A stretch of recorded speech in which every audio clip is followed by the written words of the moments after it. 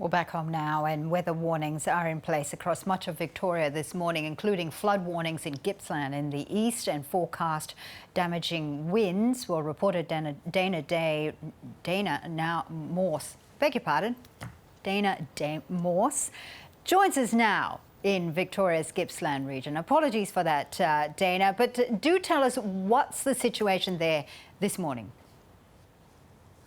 Good morning, Fauzia. I'm down here at the Mitchell River in Bairnsdale this morning, where conditions really can't be further than what they were yesterday. You're really, as long as you stay out of the water, at most risk of sunburn here today. It's about 14 degrees at the moment and very, very sunny. But as you can see behind me, the river level is still very high. Now, the Mitchell River here usually sits at about 1.6 to 1.8 metres on a normal day, but due to all the heavy rainfall over the past couple of days, it has gone up to around 6.3 metres. That's what it's sitting at now. It peaked at around 6.5 metres at about 11 o'clock last night. Now, what we have heard is that luckily no homes have been affected here in Bairnsdale by the flooding. There has been some water across the roads, and the SES are reminding people to be mindful of that.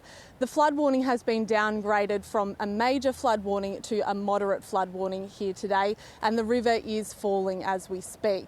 Now, just south of here in a town called Stratford, there is also the Avon River. Yesterday as well, that river had a major flood warning. It peaked yesterday at about 6.5 metres and it's now decreasing, and it has dropped below 5 metres, and that has been downgraded to a minor flood warning here today.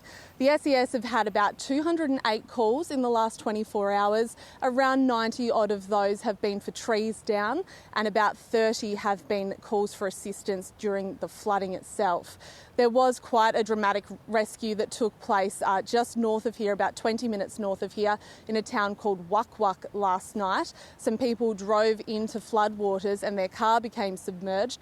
They had to clamber out of the car, get on top of the roof and cling onto trees while they waited for the SES to come and rescue them. And there was an ambulance helicopter involved in that rescue as well. So timely advice from the SES reminding people to stay out of floodwaters, because it doesn't take much for your car to float. It certainly doesn't, Dana. But what about this evening? Are there any concerns about the conditions this evening?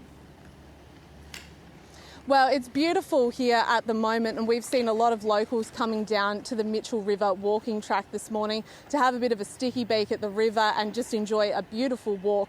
But there are some concerns about damaging winds that are forecast across the Gippsland coast and into South and East Gippsland for tonight. It has been forecast that we could get gusts of up to 100 kilometres an hour later tonight, and the ground is very, very soft here because of all the rain. So the SES are warning that trees could very, very easily come down in those conditions. They'll be on alert to be making sure if they do come down, they're cleared very quickly, but they're also warning residents to make sure that they're aware that trees could be coming down.